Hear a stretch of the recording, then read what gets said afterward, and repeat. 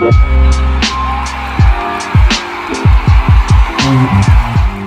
Lowdown, and I'm back here with another video. Now, don't forget to like, share and subscribe. Feel free to drop a comment if you like, and I'll happily get back to you. Now, let's talk about this debate that's going on between boxing and the UFC. Now, you've got like a divide really on, you know, fans in combat sports. And, you know, a lot of the talk is, you know, UFC, is it kind of surpassing boxing now in terms of popularity?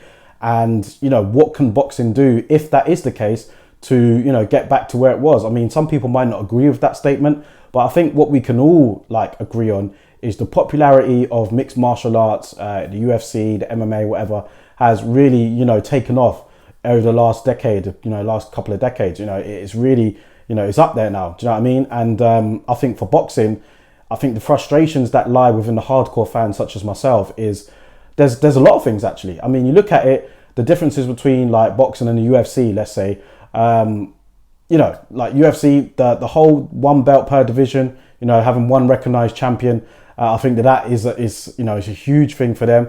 Whereas for boxing over here, if you was to like say to someone, who's the welterweight champion of the world? Someone will say Errol Spence, then they'll say Terence Crawford, then they'll say Manny Pacquiao. And then a casual could be like, hold on, who's the actual champion though? Like there's 3 people you've mentioned there. Whereas like if you say somebody in the UFC in a particular division, I don't know, whatever weight Conor McGregor's in, I have to apologize, I am a casual when it comes to UFC, but they'll say, look, he's the champion or whoever. But I think you get my drift. So there's that sort of thing going on. There's also fights not being made, fights dragging out for too long. A lot of boxing politics puts people off, man. And unfortunately, I don't think there's much we can do about it. I think that's just how it's going to be. If anything, it could get worse. I mean, when you look at it, the belts and, you know, the franchise champions, you know, the regular belt holders and, you know, the super champions. And, you know, I saw the WBO the other day, they had something called a global title. So I'm just like, look, I mean, come on, like it's just going way over the top now in terms of all these belts and, you know, and it's all about the money at the end of the day. That's the reason why these sanctioning bodies do it. But for the fan like myself and you who's watching this video, it can be confusing. It can be, even for the hardcore fans, it can be confusing. So yeah, is that sort of thing, you know, the sort of thing that's kind of taking people away from boxing and bringing them into the UFC? I'd like to hear your thoughts on it actually, just so maybe somebody that's, you know, watching this, that, you know, that watches both, you know, boxing and UFC, maybe they can draw up a better comparison to me. But for me, I just feel like that boxing wise, there's just so much politics going on. The fights not being made that we want to see, and if they do get made, it takes forever and a day for them to happen. I mean, look at Errol Spence and Terence Crawford, for example, going back to that. Look how long that fight's been in the making for. We've seen fights that have been on the radar and then all of a sudden, like, they've dragged on for too long and then they haven't got to fight. Let me bring up an example. There's Jamel Charlo and what's his name? Jarrett Hurd. That's the one. Jamel Charlo and Jarrett Hurd. That was a fight that was really being built up in the super welterweight division. It didn't happen because both of them lost while they were waiting for each other to fight. And the reason why they were waiting for so long was because they wanted to build it up as much as they can, which I understand. Fans and boxers want to make as much money as they can. So yeah, I get it. But in turn, like, you have the danger of like fights not being made and then slip-ups happening, and then all of a sudden no one's talking about Jamel Charlo and Jarrett Hurd anymore. Again, it's happened other times. Look at Amir Khan and Kell Brook. Been waiting for how many years for that fight to happen.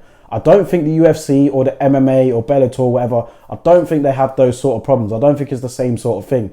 And that kind of puts people off boxing. And I don't want to sound completely negative because we are getting some of the fights. We did get Fury and Wilder, you know, and there are other fights on the horizon that we can, you know, look forward to potentially. Tyson Fury and AJ does look like it's going to happen. So, you know, there are some fights going on, but I just don't see the same sort of consistency that the UFC is getting. So, I don't know. For me personally, I don't think that UFC is taking over boxing. I'm just being biased. Boxing will always be head and shoulders above anything else. But, you know, I have seen the demographic change. And when you look at the younger generations, where are they tending to go now? I mean, we don't have as much heavyweight champions around in America, so to speak.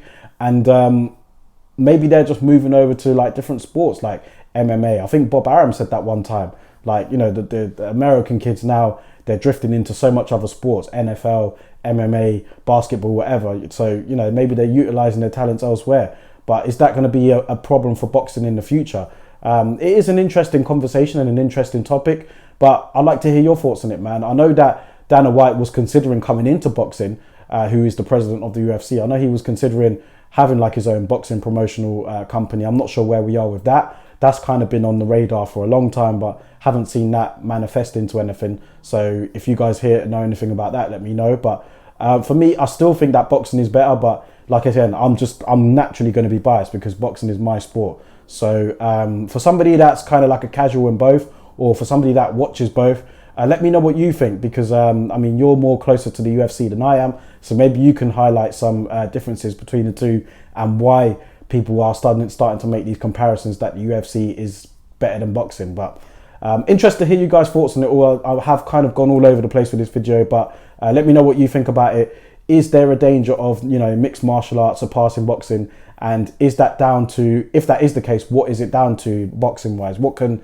you know, we do as, you know, a boxing community to kind of, you know, get the sport back to where we want it to be? I mean, it is in a good place. I mean, there are some good fighters there, but when you look back at the 90s, man, I mean, again, like when you look back at the 90s, the 80s, fighters were fighting each other a lot more than they are now, put it that way.